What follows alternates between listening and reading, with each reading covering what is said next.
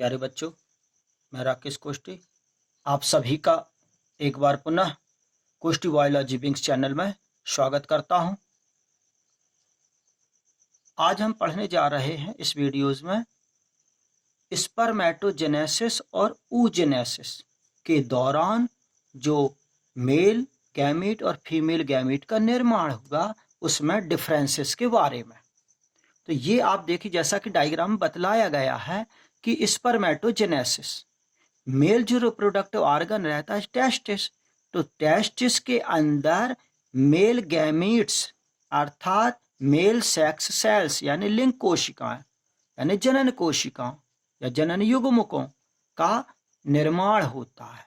इन जनन युग्मकों को यानी मेल गैमीट्स को हम स्पर्म कहते हैं। तो टेस्टिस के अंदर स्पर्म फॉर्मेशन की जो प्रोसेस है वो स्पर्मेटोजेनेसिस कहलाती है। अब इस स्पर्मेटोजेनेसिस के दौरान जो स्पर्म फॉर्मेशन हुआ, तो स्पर्म का ये डायग्राम है। तो अध्ययन की सुविधा के लिए इसकी बॉडी को 3 पार्ट्स में डिवाइड किया गया है, हेड, नेक एंड टेल। तो जो स्पर्म रहते हैं वो स्मॉल साइज के होते हैं, एक्टिव होते हैं, मूवेबल होते हैं और मोटाइल होते हैं। इनका निर्माण करोड़ों की संख्या में होता है, टेस्टिस के अंदर होता है।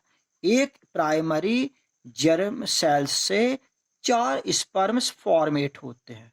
इस तरह से मेल में करोड़ों की संख्या में स्पर्म्स का निर्माण होता है और जो प्यूबर्टी यानी यौवनारंभ से लेकर जीवन पर्यंत तक बनते रहते हैं। इसी तरह से oogenesis के दौरान फीमेल रिप्रोडक्टिव ऑर्गन ओवरी के अंदर फीमेल गैमीट्स यानी ओवम्स का निर्माण होता है। ये ओवम्स का डायग्राम है। अब हम इन दोनों में अंतर देखें कि मेल एंड फीमेल गैमीट्स में क्या अंतर।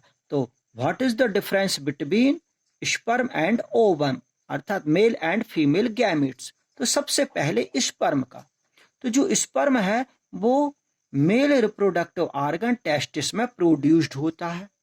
साथ ही प्यूबर्टी टाइम से लेकर जीवन पर्यंत स्पर्म फॉर्मेट होते रहते हैं।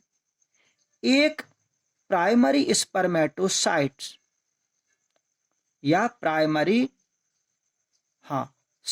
एक प्राइमरी स्पर्मेटोसाइट से 4 स्पर्म फॉर्मेट होते हैं, या हम यूं कहें कि एक प्राइमरी जर्म सेल से 4 स्पर्म फॉर्मेट होते हैं। जो स्पर्म रहता है वो माइक्रो यानी सूक्ष्म, पतला, लंबा, चल और सक्रिय होता है।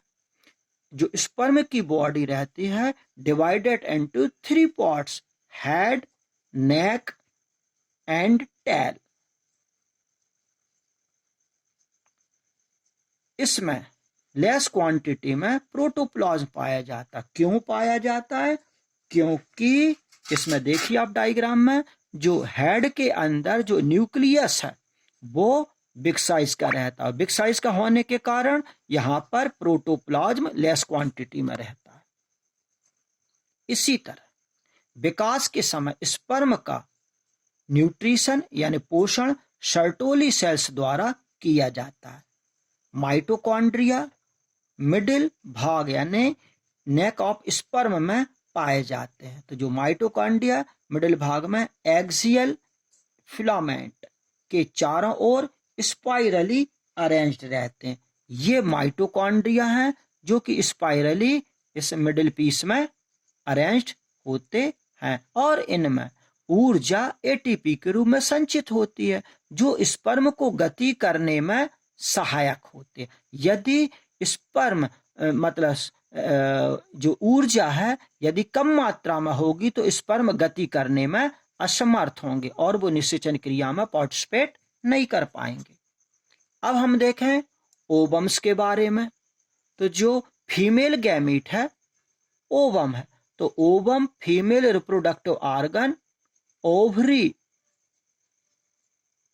ओवरी के अंदर प्रोड्यूस्ड होता है। अब प्यूबर्टी से लेकर यानी यौवन आरंभ से लेकर 40 से 45 वर्षों की आयु तक ही अंडाणुओं का निर्माण होता है। एक प्राइमरी oocyte से ओनली वन ओवम फॉर्मेट, यानी एक प्राइमरी oocyte से केवल एक अंडाणु का निर्माण होता, और यह जो अंडाणु रहता है, ओवम रहता, अपेक्षाकृत राउंड बड़ा रहेगा, राउंडेड रहता, गोलाकार रहता है, बिग साइज का रहता है, लेकिन नॉन मोटाइल होता है और इनएक्टिव होता है। इसकी बॉडी को 3 पार्ट्स में डिवाइडेड नहीं किया गया, यानी नो डिवाइडेड इन 3 पार्ट्स। इसमें अंडाणु में protoplasm present in more quantity, यानी जो जीव द्रव रहता है वो अधिक मात्रा में पाया जाता है। क्यों? क्योंकि ये आप देखिए अंडाणु का डायग्राम, इसमें जो न्यूक्लियस रहता है छोटा रहता है और प्रोटोप्लाज्म की मात्रा अधिक रहती है, इसलिए बच्चों पर मातृत्व प्रभाव अधिक होता है, जिसे मैटरनल इफेक्ट कहा जाता है। तो protoplasm present in more quantity. विकास के समय ओवम का जो न्यूट्रिशन है यानी पोषण है वो फॉलिकुलर सेल्स द्वारा किया जाता है, और ओवम्स में माइटोकांड्रिया जो रहते हैं वो साइटोप्लाज्म में बिखरे रहते हैं। तो ये हुआ दोनों में, मेल एंड फीमेल गैमीट्स में डिफरेंसेस। अब हम आगे पढ़ने जा रहे हैं कि स्पर्मेटोजेनेसिस और